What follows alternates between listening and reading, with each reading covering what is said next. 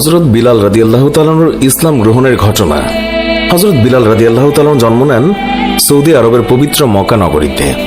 জাতিতে তিনি একজন আফ্রো আরব। পিতার নাম রাবাহ আর মায়ের নাম হামামা। তার পিতা একজন কৃতদাস হলেও মা হামামা ছিলেন শাহজাদি। শাহজাদি কেমন করে গোলামের স্ত্রী হলেন সেটা জানতে হলে আমাদেরকে একটু পেছনে ফিরে যেতে হবে। মধুর আজানের ধ্বনিতে সমগ্র ধর্মপ্রাণ মুসলিমদের হৃদয় আকুল হয়। যে মানুষটি সর্বপ্রথম এই পবিত্র আজান কণ্ঠে ধারণ করেছিলেন তার নাম হযরত বিলাল রাদিয়াল্লাহু তাআলা আনহু, ইসলামের প্রথম মুয়াজ্জিন। আজ আমরা তার জীবন কাহিনী জানব ইসলামের জন্য আমৃত্যু লড়াই করে যাওয়া এক সাহসী যোদ্ধার কথা। শেষ নবী হযরত মুহাম্মদ সাল্লাল্লাহু আলাইহি ওয়াসাল্লাম জন্মগ্রহণ করেছিলেন 570 খ্রিস্টাব্দে। সেই বছরেই আবিসিনিয়ার বাদশা আব্রাহা তার বিরাট হস্তি বাহিনী নিয়ে পবিত্র মক্কা নগরী আক্রমণ করে। হস্তি বাহিনীর ভয়ে আরবরা ভয়ে আতঙ্কিত হলেও আল্লাহর ঘর রক্ষার ব্যবস্থা করলেন আল্লাহ তাআলা নিজেই। হস্তি বাহিনী সহ আব্রাহা পরাস্ত হল।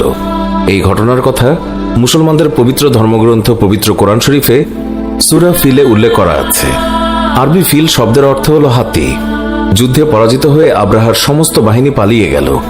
যারা পালাতে পারল না তারা আরবদের হাতে বন্দী হল। এই বন্দীদেরই একজন ছিলেন বিলাল রাদিয়াল্লাহু তাআলা আনহুর মা হামামা।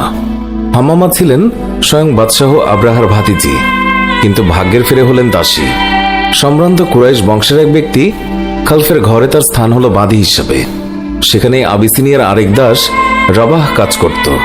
তাদের বিয়ে হয় এবং তাদের ঘরেই জন্ম নেয় ইসলামের একনিষ্ঠ কাণ্ডারি হযরত বিলাল রাদিয়াল্লাহু তাআলা আনহু।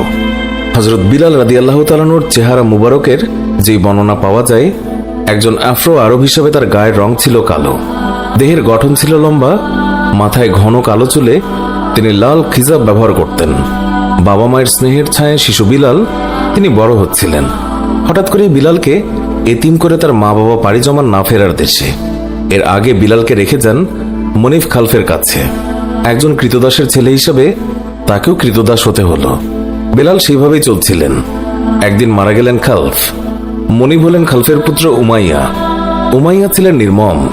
বিলালের উপর নেমে আসলো এক অকথ্য নির্যাতন। কিশোর বিলালের কাজে এতটুকু ভুল ত্রুটি পেলেই তাকে অমানবিক নির্যাতন চালাতো উমাইয়া। জুলুম আর অত্যাচারের মাত্রা বেড়ে গেল আম্মারও। তারই মতো একজন হতভাগ্য কৃতদাস আম্মার পরে নবী সাল্লাল্লাহু আলাইহি ওয়াসাল্লামের সাহাবাদের একজন হয়ে ওঠেন এবং তার হাতে স্থাপিত হয় ইসলামের প্রথম মসজিদের ভিত্তিপ্রস্তর।